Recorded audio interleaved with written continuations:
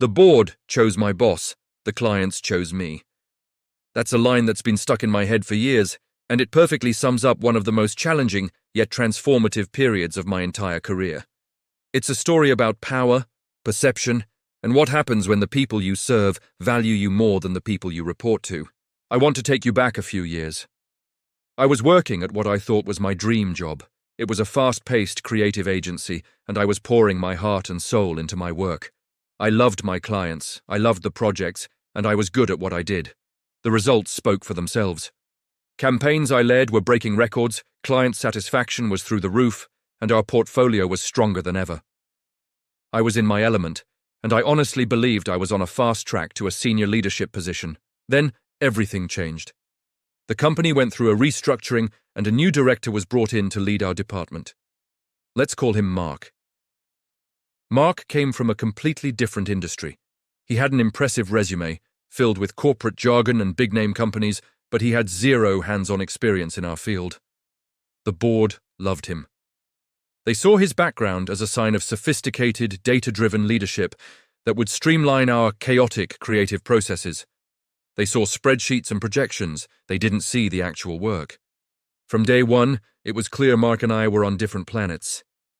He saw my close relationships with clients as a liability, not an asset. He'd say things like, "You're too emotionally invested," or "We need to maintain professional distance."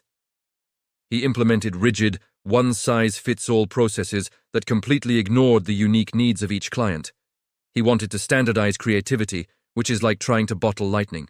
The clients, who I'd spent years building trust with, were immediately confused. My old approach was all about collaboration.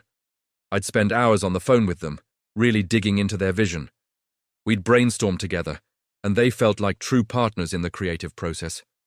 Mark's new system involved filling out standardized forms and communicating through impersonal project management software. The magic was gone. And that's when the phone calls started, my personal cell, not the office line. It would be a client whispering, "Hey, I know I'm not supposed to do this, but can we just talk for 5 minutes? The new system isn't working for us." At first, I tried to redirect them. I'd say, "We really need to follow the new protocol." But my heart wasn't in it. These were people whose businesses I cared about. I couldn't just abandon them to a system that was failing them. So I started living a double life. During work hours, I'd go through the motions of Mark's rigid system. I'd fill out the forms, update the software, and sit through mind-numbing meetings where he would talk about synergizing our deliverables. But in the evenings and on weekends, I was doing my real job. I was on the phone with clients, sketching out ideas on napkins, and sending them mock-ups from my personal email. I was essentially running a shadow agency within the agency. The results were undeniable. The projects I managed unofficially were thriving. The clients were happy, the work was brilliant, and the outcomes were fantastic. Meanwhile, the projects that strictly followed Mark's process were struggling. They were plagued by miscommunication, delays, and a final product that felt generic and soulless. Clients started specifically requesting to work with me, and only me. They'd find clever ways to phrase it in emails, saying things like, "We'd love to get her unique perspective on this," Mark noticed. But he didn't see it as a success. He saw it as a rebellion. He saw me as insubordinate. In one particularly memorable meeting, he pulled up 2 project reports. One was a massive success story, the other a complete failure. He pointed to the successful one and said, "This is what happens when process is ignored." He then pointed to the failed one and said, "This project followed our system perfectly. The system isn't the problem." It was one of the most surreal moments of my life. He was literally showing the entire team that his process led to failure, and my rogue methods led to success. Yet he was framing it as my fault. I was being reprimanded for getting results. The board had chosen Mark to be the boss, to implement a system.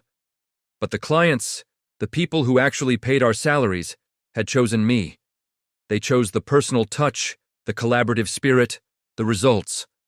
Their choice was clear every time they bypassed the official channels just to work with someone who understood them. This conflict created an incredible amount of stress. I was working twice as hard, constantly looking over my shoulder, and feeling completely undervalued by the leadership. I felt like I was in a tug of war. My boss was pulling me in one direction, and my clients were pulling me in the other. And I was stuck in the middle, trying to keep everyone happy. The breaking point came during our biggest client review of the year. This client accounted for nearly 40% of our department's revenue. We were presenting a year-long campaign strategy.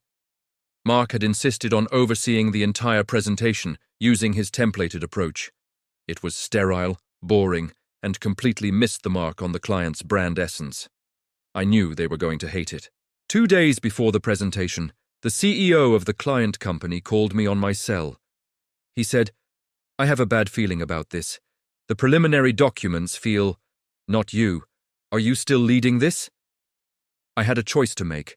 I could play it safe, let Mark present his soulless deck and watch as we lost our biggest client. Or I could risk it all. I spent the next 48 hours, with no sleep, creating a completely new presentation from scratch. It was the old way.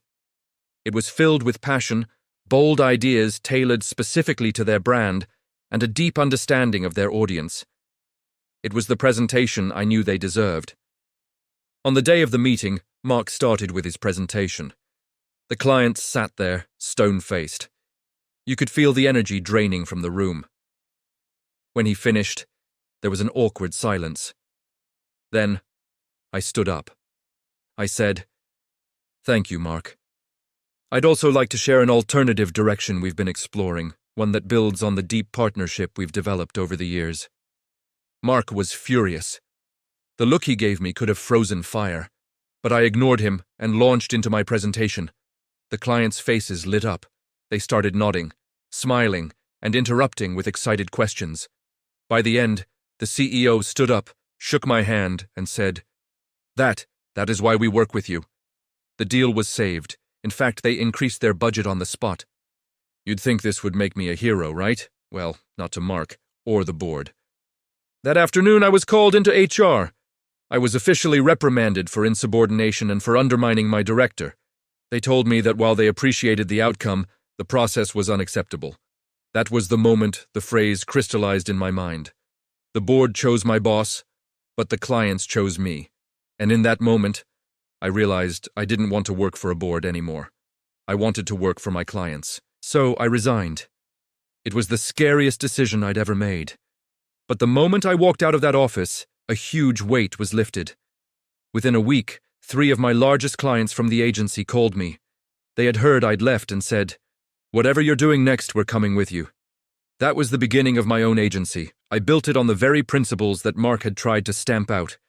Deep client relationships, passionate collaboration, and a focus on results over rigid processes. It wasn't easy, but it was honest. My work was aligned with my values. Looking back, I'm grateful for my time with Mark. He taught me a valuable lesson. He showed me that corporate titles and board approval don't mean anything if you lose the trust of the people you're meant to serve. Your true value isn't determined by your boss. It's determined by the impact you have and the people who choose you, time and time again. So if you're in a similar situation where you feel your worth isn't being recognized by your superiors but is being celebrated by your customers or clients, don't be discouraged. That's not a sign of failure. It's a sign of your power. It's market validation. And it might just be the push you need to build something of your own. The clients will choose you. Thank you so much for listening to my story. If this resonated with you, I'd love to hear about your own experiences in the comments below. And don't forget to like and subscribe for more stories about navigating the wild world of work. See you next time.